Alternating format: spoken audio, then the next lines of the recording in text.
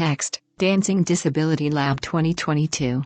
A large building with arched doorways labeled Gloria Kaufman Hall. People in wheelchairs move down a hallway. A woman sits at a table with a microphone. India Harville, she/her, lab facilitator. Welcome everybody. We're so excited to invite you into 2022 Dancing Disability Lab. It is our pleasure to be in this experiment and in this journey with you together. A poster on a door reads Open Studio July 2, 2022. 12:30 to 1:30 p.m., Kaufman 208. UCLA. People stretch and move gracefully in a large studio with padded mats on the floor. I think it would be nice to start to just share an improvisation together and to move into relationship with one another as we are more warmed up. A woman gestures. Text, Victoria Marks, she/her, lab director. A woman stands, leans over, and swings her arms to stretch. A woman sits on the floor next to her wheelchair and stretches.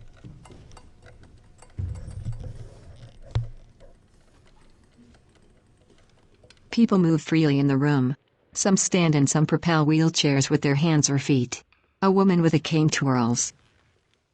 Doing these explorations where I have the capacity to not be on four wheels and I really enjoy that aesthetic, but I'm also trying to undo the hypercompetence of those movements. Text, Brennan Roy, they, she, participating artist. So I have been trying to explore movements that incorporate those shapes but aren't bringing up that narrative of the hypercompetent disabled person being the only valid body in disability dance. So I really appreciated that moment where Kayla, you came over and you're like, can we just breathe together? One woman kneels next to another's wheelchair. They hang their heads down and take deep breaths. We wanted to have our first conversation today center around access intimacy and to have an opportunity for folks to share any access needs that are starting to emerge for this space.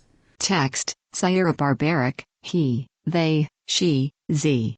Participating artist. Claiming disability in spaces has, more often than not, actually created more danger for me. So to keep claiming it is an act of love for myself, and refusing and trying to undo the patterns of not being allowed to have needs, of not being able to name my own reality. Spaces being accessible and access intimacy being present allows for safety and that folks don't necessarily need to disclose. Artist workshop. A person spins in an office chair. A woman lies on her back on a mat and stretches her arms overhead.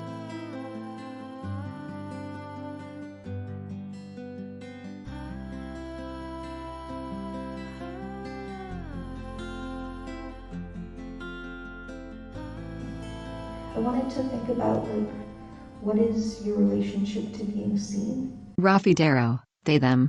Participating artist. And how do you feel misread on stage specifically, but in performance and in life in general? Are we moving or talking? Sorry. We are talking a little bit and then we're gonna go to that. Cool. Allison Coppett, she/her. Participating artist. Coming into autistic identity, and I'm really interested in what is an autistic aesthetic. For me, an autistic aesthetic is also a political orientation, asking a lot of questions, trying to distill to get really, really clear.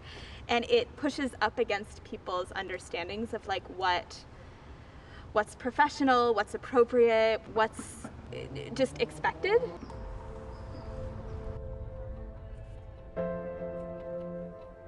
Writing workshop.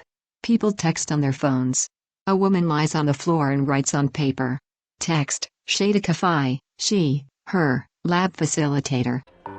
The pieces that we've written, we can read a sentence, we can offer a word, we can move our pieces, perhaps, if speaking isn't accessible.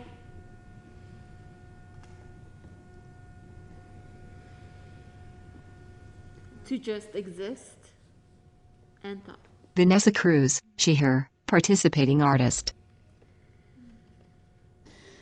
For my multi-marginalized disabled dancers, future, present, and past, Vanessa Cruz holds a mic and reads from a paper entitled A Letter to Multi-Marginalized Disabled Dancers. You are a dancer despite being told no. You are a dancer despite all the rejections placed upon you. Others in wheelchairs listen. Your body, mind, and spirit are not to blame. We push these dark thoughts aside, but it's there every single time when we are told no. People read from papers.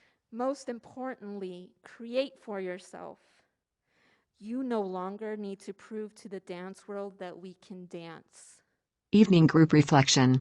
Steph Juniper, they, them, personal care assistant. And I think that disability rights is like about, fighting for justice, but like, I don't think that when people write laws, they're necessarily sitting there and thinking about love all the time. So like, love, I think, is supposed to be about community. Shada Kafai. Anytime you do anything political, if it's not rooted in a love practice, it's not social justice work, it's not politic work that we need to be doing. So both of you are making me think about those things. People sit outside in a courtyard. Others sit on the floor and organize papers with tasks. Final performance.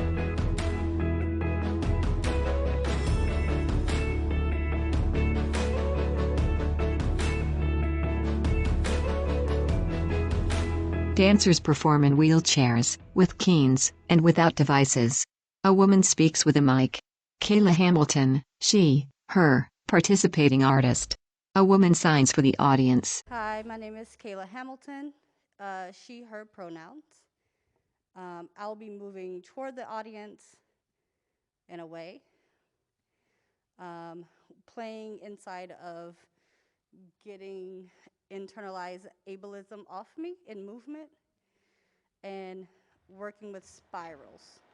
She twirls with extended arms. Another woman speaks. Karen Krolik, she, her, participating artist. Hi, I'm Karen Krolik, she, hers, pale Euromut with an unruly mane of silver hair. Starting on Sunday, we did a series of exercises that were kind of looking at questions of portraiture and how we picture ourselves. We're going to do it today with impromptu audio description that will be done by Allison. A woman tucks under a wood podium and extends her feet above the top. She's crouched beneath, so it's difficult to see her.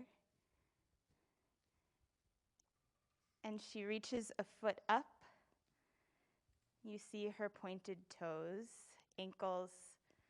My practice is focused on pleasure and joy-seeking as a radical act for multiply marginalized people.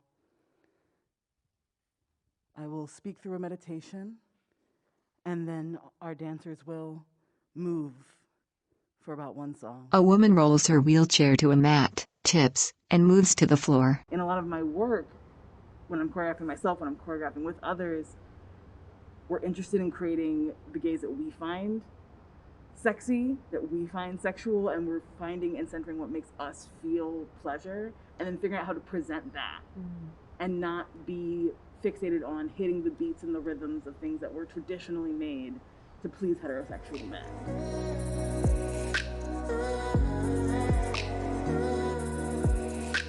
Two women move together on the floor, one with two amputated legs. The audience looks on and applauds.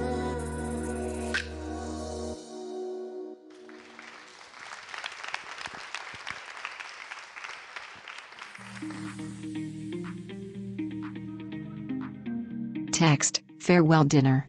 A person writes on a paper. A service dog sits nearby. People pass a mic and speak to each other. I just wanted to say that it's been really an honor to be included in the space and to be able to contribute like in any way possible and to feel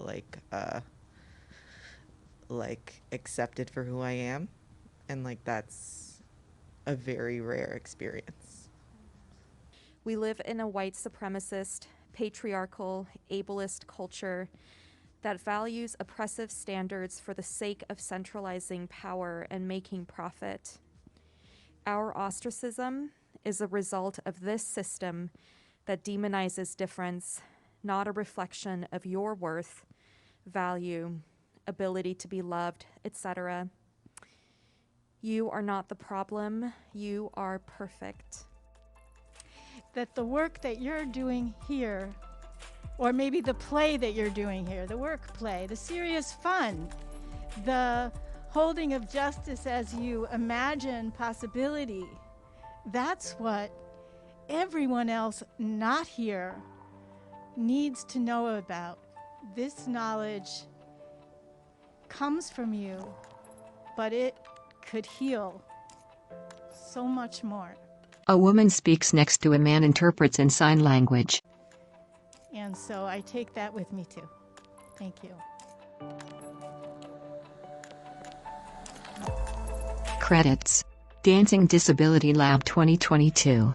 Director, facilitators, participants, personal care assistants, program assistant, UCLA Undergraduate Education Initiative, Disability Studies minor.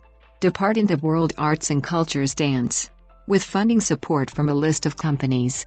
Video documentation, additional camera. Sponsor logos.